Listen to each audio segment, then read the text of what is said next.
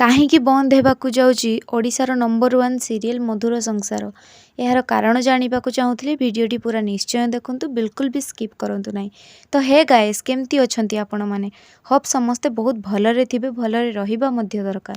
ତ ଯେମିତିକି ମୁଁ ଇଣ୍ଟ୍ରୋରେ ଅଲରେଡ଼ି କହିସାରିଲିଣି, ତ ଆଉ ଲେଟ୍ ନ କରିକି ଭିଡ଼ିଓଟିକୁ ଜଲ୍ଦି ଷ୍ଟାର୍ଟ କରିବା, ନହେଲେ ଆପଣ ପୁଣି ବୋରିଂ ହେଇକି ମୋତେ କମେଣ୍ଟରେ ଗାଳି କରିବେ। ତ ଆଉ ଲେଟ୍ କରିବାନି, ଭିଡ଼ିଓଟି ଜଲ୍ଦି ଷ୍ଟାର୍ଟ କରିବା।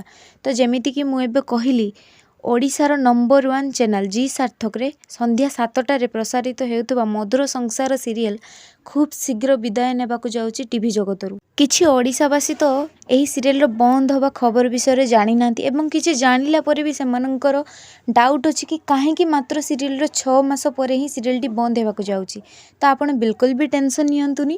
ସୀମା ଟିଭି 253 ଆପଣମାନଙ୍କ ପାଇଁ ସବୁ ତଥ୍ୟ ନେଇ ଆସୁଛି ଏବଂ ନେଇ ଆସୁଥିବ ମଧ୍ୟ ଆଗକୁ। ତ ଆଉ ଡେରି ନ କରି, ବିଲକୁଲ ବି ଡେରି ନ କରିକି ଯାଇକି ସବସ୍କ୍ରାଇବ୍ କରି ବେଲ୍ ଆଇକନ୍ଟି ନିଶ୍ଚୟ ଦବାନ୍ତୁ, ଯାହାଫଳରେ ଏହି ଚ୍ୟାନେଲରେ ଅପଲୋଡ଼ ହେବାକୁ ଯାଉଥିବା ସମସ୍ତ ଇମ୍ପୋର୍ଟାଣ୍ଟ ତଥ୍ୟ ଆପଣମାନେ ପ୍ରଥମେ ଦେଖିପାରିବେ।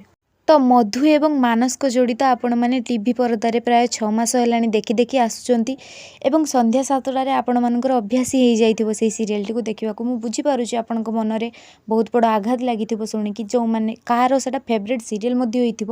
କିନ୍ତୁ ଦୁଃଖର ବିଷୟ ଏହା କି ଏହି ସିରିଏଲ୍ଟି 2 ଫେବୃଆରୀରେ ଲାଷ୍ଟ ଏପିସୋଡ଼ ଟେଲିକାଷ୍ଟ ହେବ।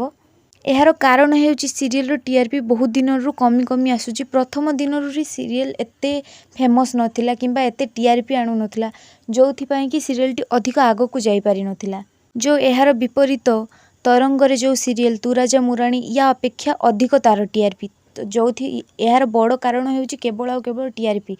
ଏବଂ ତା ଛଡ଼ା ସିରିଏଲ୍ଟିର ଷ୍ଟୋରି ମଧ୍ୟ ଶେଷ ହେବାକୁ ଆସିଲାଣି, ଯେଉଁଥିପାଇଁ କି ମେକର୍ସ ଚାହିଁଲେ କି ଏହାକୁ ଅଧିକ ଲମ୍ବେଇବାନି, ସିରିଏଲ୍ଟିକୁ ଆଉ ଅଧିକ ନ ଟାଣି ଖରାପ ଆଡ଼କୁ ଗତି ନ କରି ସିରିଏଲ୍ଟିକୁ ଜଲ୍ଦି ସାରିଦେବା।